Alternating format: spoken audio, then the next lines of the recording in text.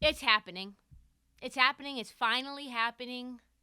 I've been waiting for this moment for a while because I feel like it's just been me and maybe a couple of others silently, well, not so silently, but in a room alone, screaming out into the void.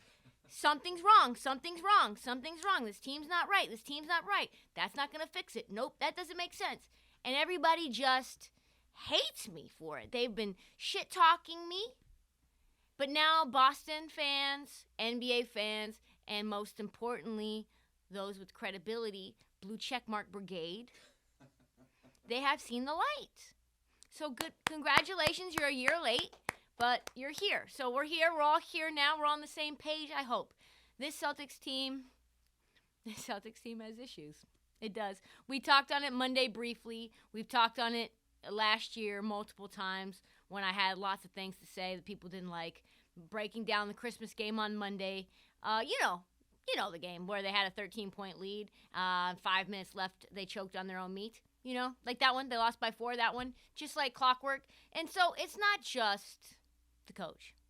It's not just the GM that's not working. It's not just the delusional fans that have these astronomically high expectations that a team could never fulfill year after year after year. Hell, when they had a dynasty, they could only win 1 ring.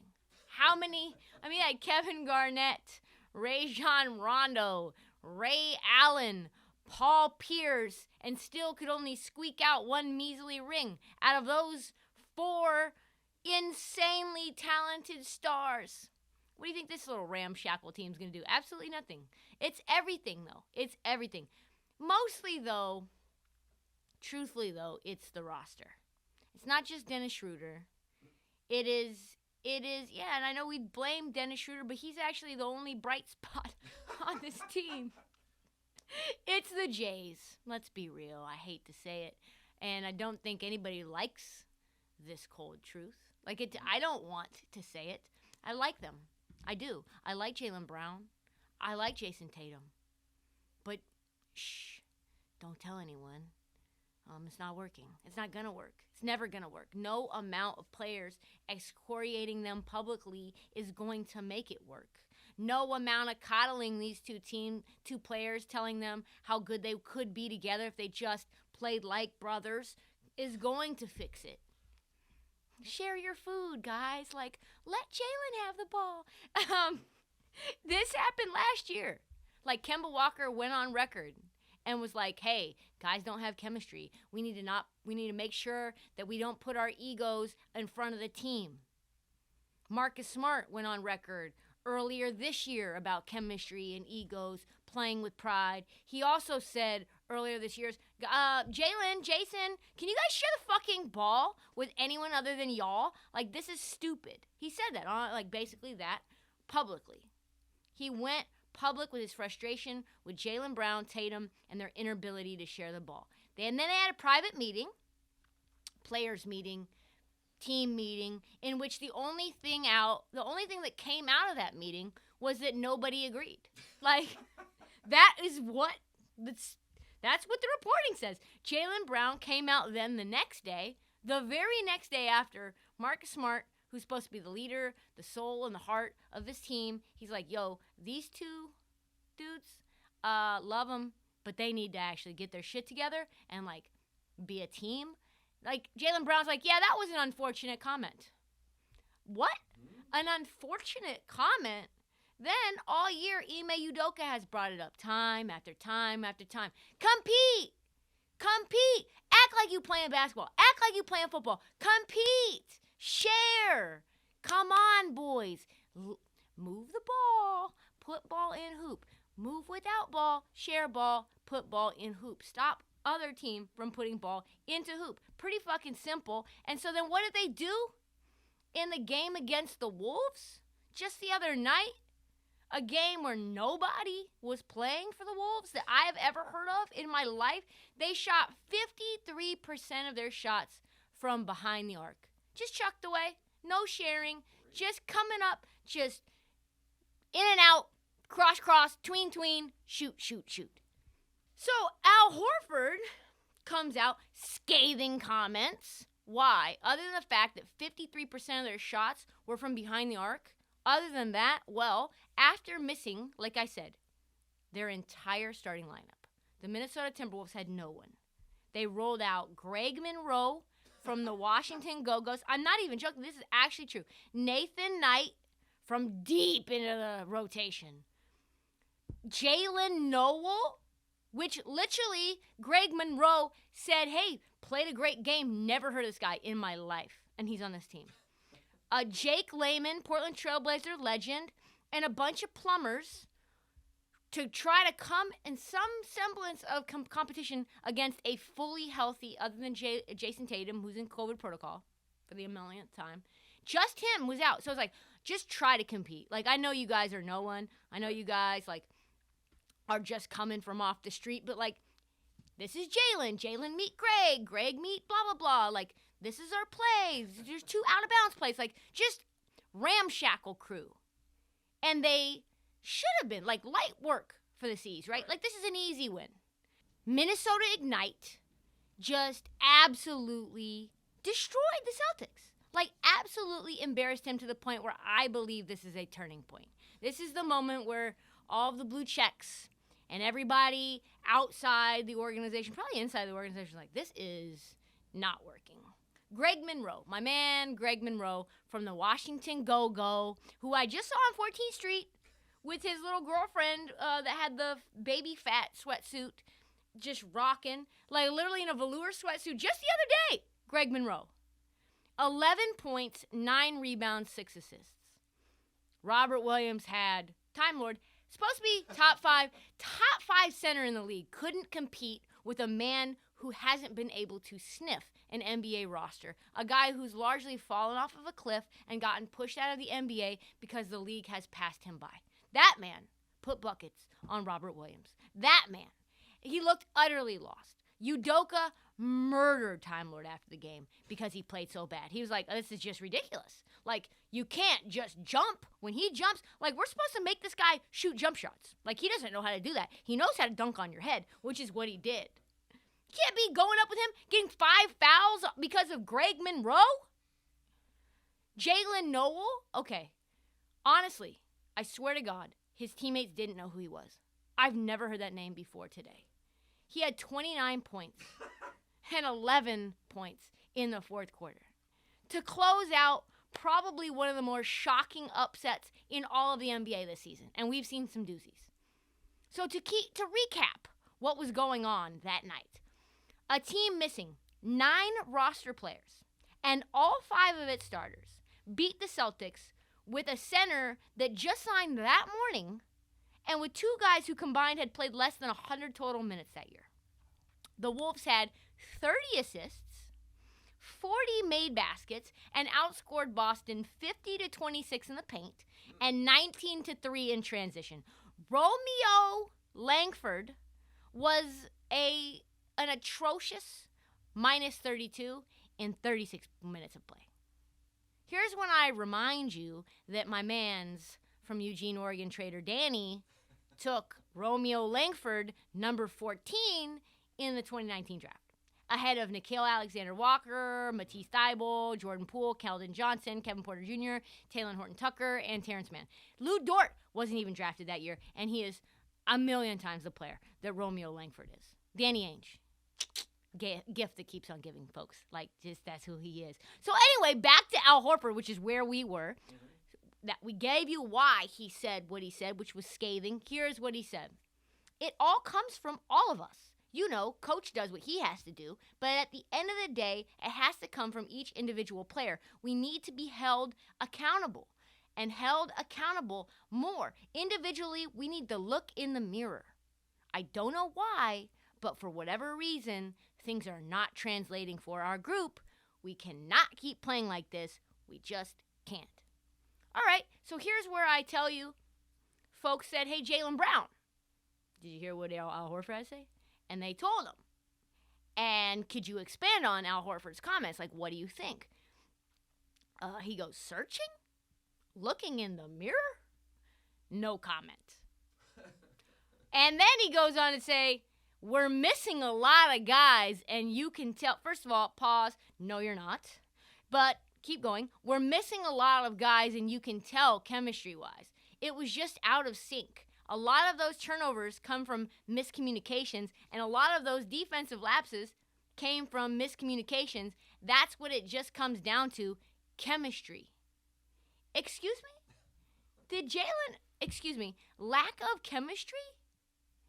You have your entire squad, and it's missing one starter. These guys that just met have more chemistry than y'all. Right. They've never met before.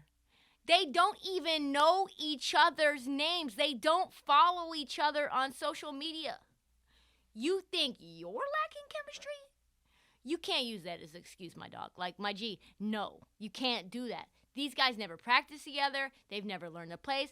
They don't know anything. They just demolished you.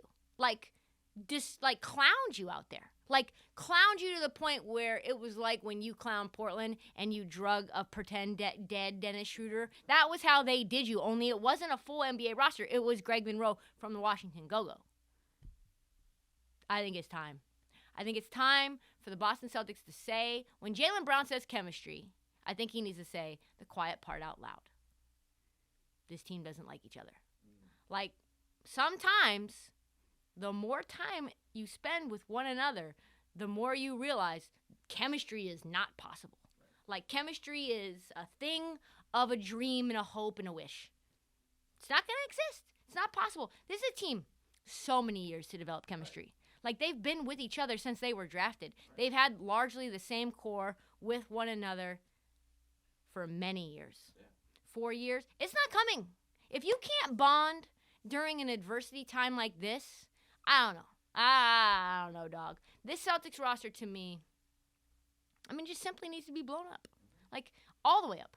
Before we have an entire year of me saying this to the world over and over and over and over and over, me banging my head against the wall, going viral, getting hate, getting slander, people telling me to delete my account, and then all of a sudden we see that they don't make the playoffs or they get in the play-in tournament, they get bounced, and then it's like, oh, that little Twitter bitch was right.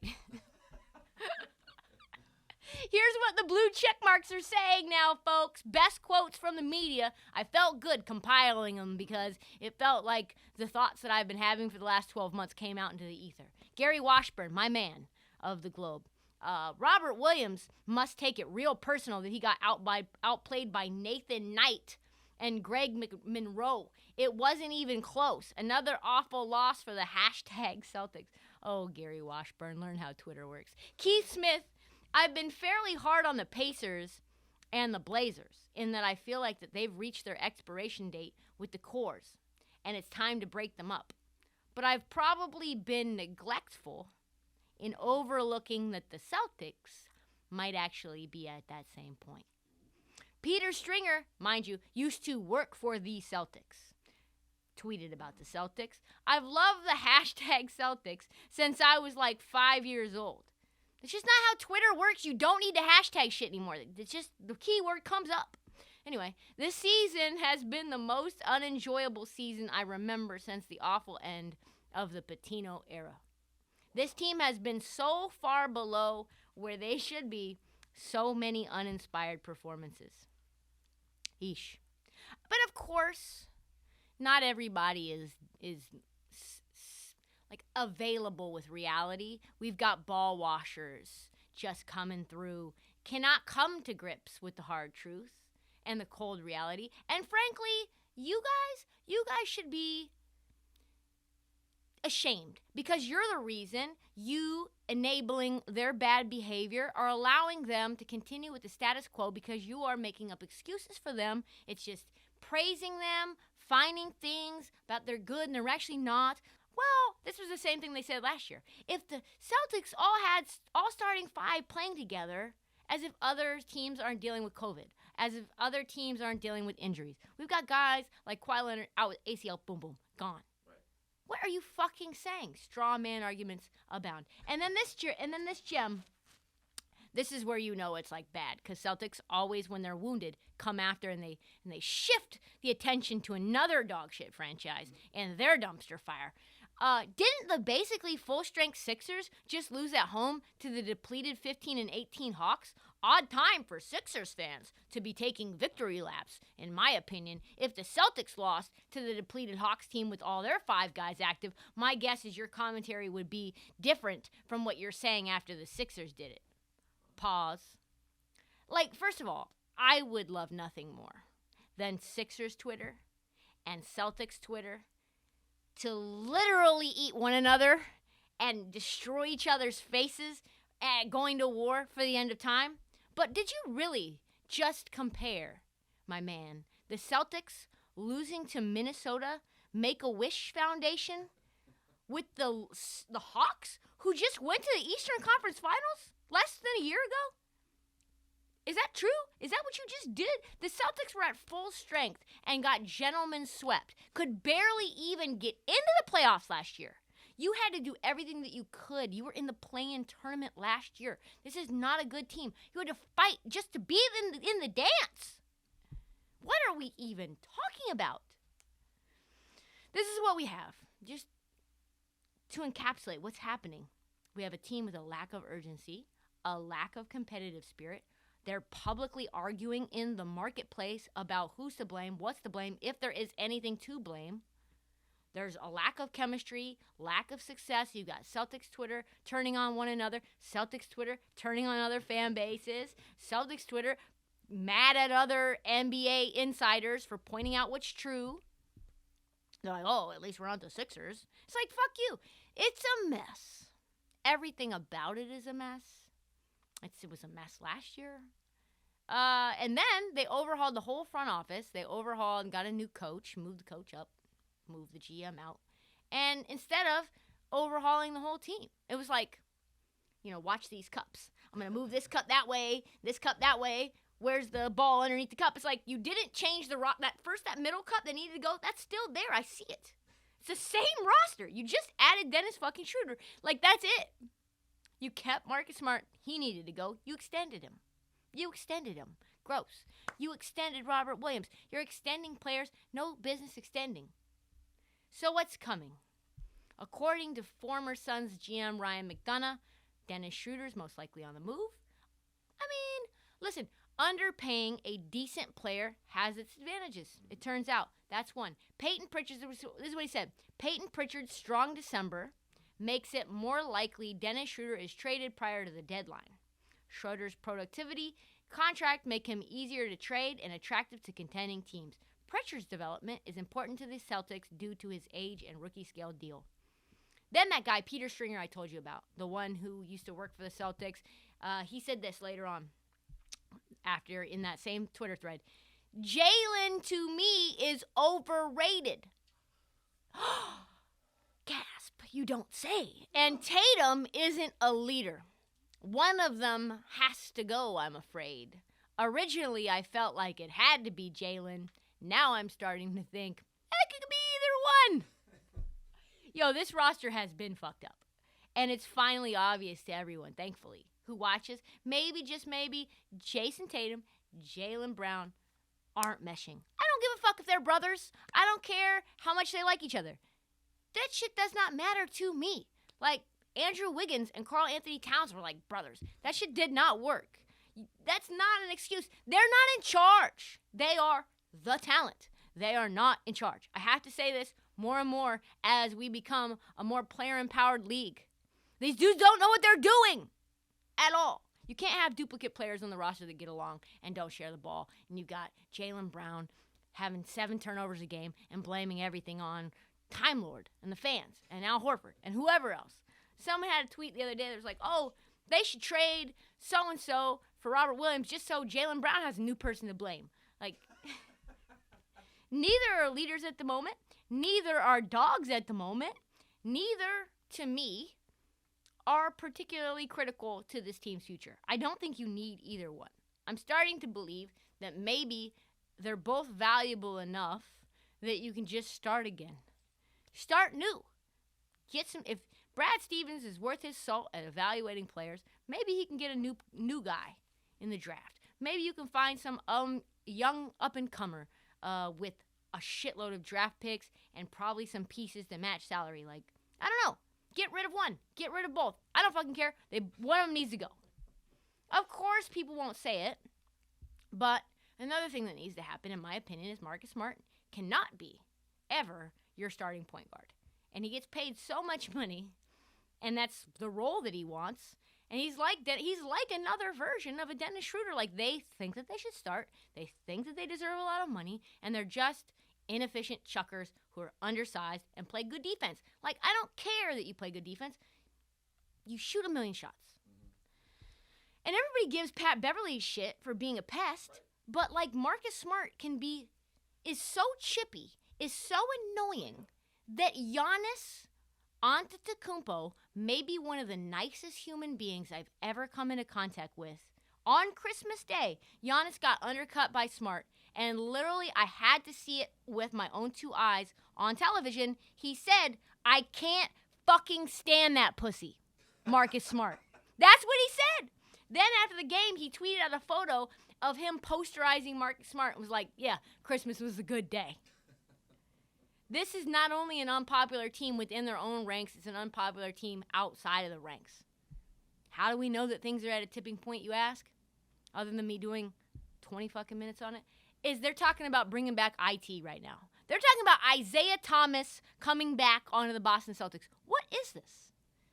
Will they make the difficult decisions that make sense for this franchise to be more than a one-hit wonder in the Eastern Conference Finals? I don't know. We're going to have to see. But I think that everything should be on the table. I think there's no untouchable pieces.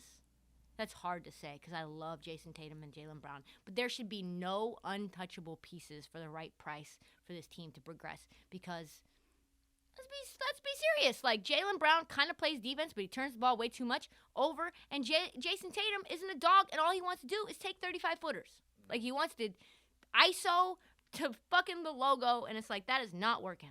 So either that means either Jaylen or Jason need to be flipped, and it needs to happen ASAP Rocky before you're wasting their prime and you're wasting them as assets because they just keep depreciating.